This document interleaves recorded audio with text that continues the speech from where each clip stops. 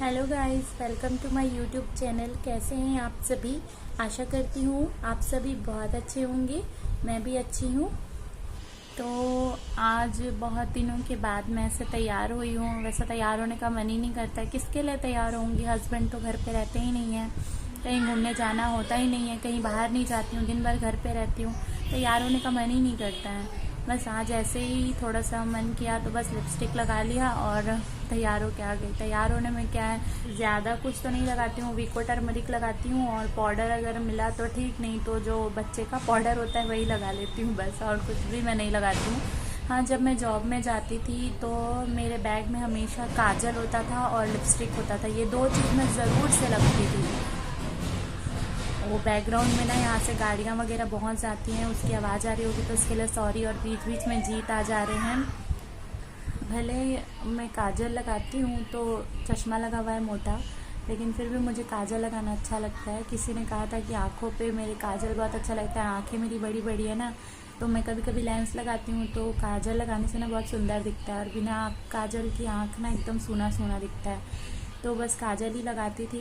और अभी तो खैर चश्मा ही लगा रही हूँ, क्योंकि जीत के डर से थोड़ा सा चश्मा ही लगाना ठीक लगता है मुझे।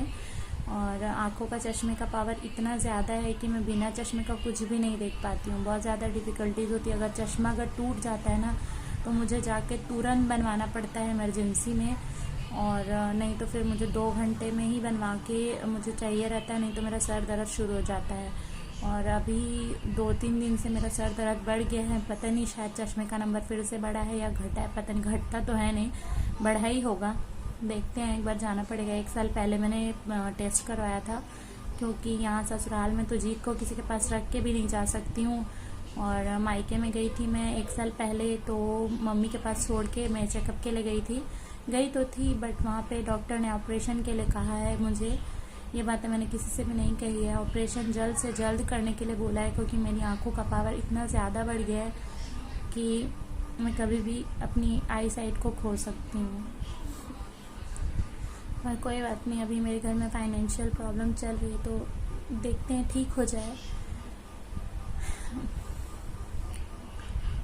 मम्मी को तो मैंने ये बातें नहीं बताई है, मेरी मम्मी को, मतलब मेरी मम्मी को बता देना था, लेकिन वो बहुत ज़्यादा घबराती हैं। एक बार जब मेरी शादी नहीं हुई थी तो मेरी जो आँखों के ऊपर जो रेटिना होता है ना, रेटिना के ऊपर एक मेम्ब्रेन होती है, उसमें पूरे ना छेद हो गए थे। तो डॉक्टर ने मुझे लेज़र करने के लिए कहा था। मैं लेज़र करवा के आ गई। उसके बाद मैं मम्मी को बताई कि मेरी आँखों का लेज़र हुआ है। मैं अपनी चाची के साथ गई थी, काकी के साथ, और उन्हीं के साथ जाके मैंने ये ऑपरेशन करवाया था। अकेले तो मैं नहीं करवा सकती ना, छोटी थी तब। मैं छोटी उतनी भी नहीं थी, करीबन 22 या 23 साल की थी मैं, तब मेरा हुआ था ऑपरेशन। और अगर तब नहीं करवाती तो तब भी मेरी आई साइड चले जाती। और अभी डॉक्टर ने कहा है कि जल्द से जल्द आप करवा लीजिए। करीबन 2 लाख का खर्चा आएगा, तो 2 लाख तो कहीं से ऐसे मिलेगा नहीं ना। और तब डॉक्टर ने कुछ दवाइयाँ वगैरह लिखे थे, बट वो दवाई मैं आज तक नहीं खरीदी हूँ, ना ही कभी खाई हूँ। आप लोगों से प्रिस्क्रिप्शन वगैरह दिखाऊंगी, शेयर करूँगी। और जो मेरा लेज़र हुआ था उसको भी अगर आप लोग बोलेंगे तो ज़रूर शेयर करके दिखाऊंगी, क्योंकि मैं झूठ नहीं बोल रही हूँ आप लोगों से। मेरे चश्मे का फ्रेम देखिए कितना मोटा है ना। शुरू में ना मैं ऐसे कैमरे में आने से ना थोड़ा मेरे को शर्म लगता था। मुझे ऐसा लगता था कि मैं कैसे वीडियो बनाऊंगी, मैं तो उतनी अच्छी भी नहीं दिखती हूँ, इतना मोटा चश्मा है, सब लोग क्या बोलेंगे, क्या देख के क्या समझेंगे। बट अब मुझे थोड़ी सी हिम्मत मिली है, थोड़े सब्सक्राइबर बढ़ रहे हैं, तो शायद लोगों को मेरा वीडियो पसंद आ रहा होगा, है ना। तो कोशिश कर रही हूँ कि इस चैनल को आगे बढ़ा सकूँ, ताकि मेरे बच्चे का फ्यूचर भी थोड़ा सा ठीक हो जाए। और मेरी मम्मी की मैं इकलौती बेटी हूँ, ना भाई है ना बहन है, तो अगर इस चैनल से मुझे कुछ अर्निंग होती है तो मैं उनकी भी हेल्प कर पाऊँगी। और उसके बाद मैं अपनी आँखों का ऑपरेशन भी करवाने का सोच रही हूँ, अगर आगे बढ़ जाऊँ तो। आप लोगों का सपोर्ट रहा तो आप लोग अपना सपोर्ट ऐसे ही बना के रखिए, है ना। मेरी दीदी ने ना अभी एक हेयर स्टाइलर कुछ मंगाया है, यूज़ किया है उन्होंने, तो मैं उसका भी रिव्यू आप लोगों से शेयर करूंगी। मेरी दीदी यहीं पास में ही रहती है, मामा की लड़की हैं वो, तो वो मंगवाती है सामान और यूज़ करके बताती हैं, तो वो चीज़ें आप लोगों से मैं शेयर करूंगी। बैकग्राउंड में जीप की आवाज़ आ रही होगी, जीप की आवाज़ आ रही होगी तो प्लीज़ सॉरी, इग्नोर कीजिएगा उसको। पता है, जब मैं शादी होके आई थी तो मेरी जेठानी मुझसे पूछी कि तुम आईलाइनर लगा सकती हो। तो मैं बोले नहीं, मुझे नहीं लगा सकती हूँ मैं, मेरे को नहीं आता है। तो बोलती है कि तुमको नहीं आता है या तुम लगा नहीं पाती हो। तो इसका मतलब यही था कि वो इनडायरेक्टली मुझे क्या कहना चाह रही हैं, समझ ही सक रहे हो आप लोग। बैटरी या तो फिर अंधी, यही तो कहते हैं सारे लोग जिनको मोटा मोटा चश्मा लगा रहता है। तो वो इनडायरेक्टली मुझे यही कहना चाहती थी। मुझे बहुत बुरा लगा था तब, बट अब आदत हो गई है। एक और बात आप लोगों से करनी है।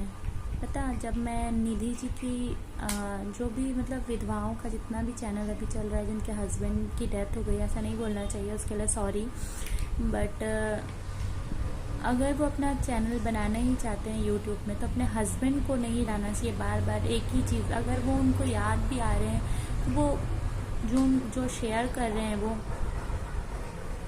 वो व्यूज़ के लिए ही अपने चैनल को फिर आगे बढ़ा रहे हैं, अपने हस्बैंड के नाम पे व्यूज़ ले रहे हैं।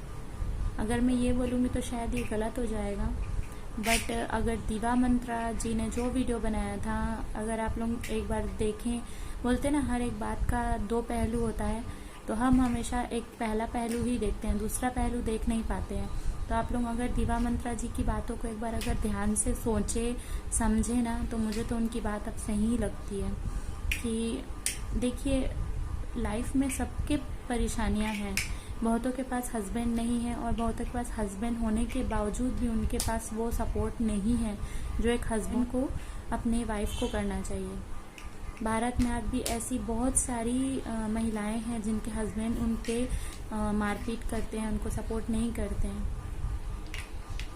तो मैं बहुत सारी चीज़ें नहीं कहना चाहती, लेकिन जो दिवा मंत्रा जी को मतलब उनके लिए नेगेटिव कमेंट वगैरह, पता नहीं क्या क्या, दीवा दादी ये वो बहुत सारी वीडियोस उनके अगेंस्ट में बनाई गई है। तो उनका भी कहना जो है वो एकदम मुझे कहीं ना कहीं सही लगा है।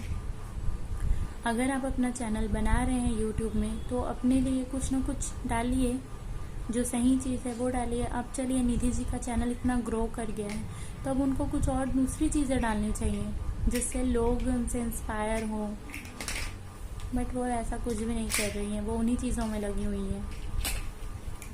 और उन्हीं के जगह पे अगर आप लोग देख लीजिए दीपक दिया खन्ना जी को, वो कितने अच्छे अच्छे व्लॉग्स डालती हैं।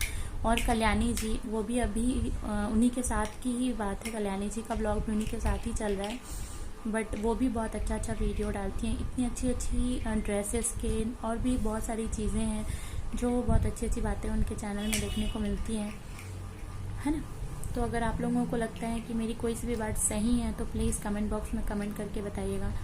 लाइफ में किसके प्रॉब्लम नहीं है, हर किसी की लाइफ में कुछ ना कुछ चल ही रहा है। तो अगर हम उसको लेके बैठ जाएंगे और अपना चैनल पे डालते रहेंगे तो ये गलत बात है, मेरे पास ये गलत बात है। आप लोग ज़रा सोच के देखिएगा। और सब्सक्राइबर्स भी वही है, वही हाल है। अगर आप लोग ये कहेंगे कि मैं भी उनका नाम यूज़ कर रही हूँ और व्यूज़ ले रही हूँ, तो जी बिल्कुल मैं उनका नाम यूज़ कर रही हूँ। हर कोई किसी न किसी का नाम यूज़ करके ही आगे बढ़ता है, और अगर यूज़ नहीं करता है तो उनके पास वो अपनी कोई ना कोई परेशानी यूट्यूब में डालता है, जिसको देख के सब्सक्राइबर उनके चैनल को सब्सक्राइब करते हैं। तो मैं अपने घर की परेशानी उठा के यूट्यूब में नहीं डालना चाहती हूँ कि मेरे घर में ये सब चीज़ें चल रही हैं, लेकिन मेरे मन में जो बात चल रही थी, जो बात मुझे सही लगी, वो बात मैं आप लोगों से शेयर की हूँ। अगर आप लोग भी एक बार इन सारी चीज़ों को दूसरे तरीके से सोच के देखिए, अगर आप लोगों को सही लगता है। इस वीडियो में बस इतना ही, मिलती हूँ नए वीडियो के साथ, तब तक के लिए tata bye bye, take care.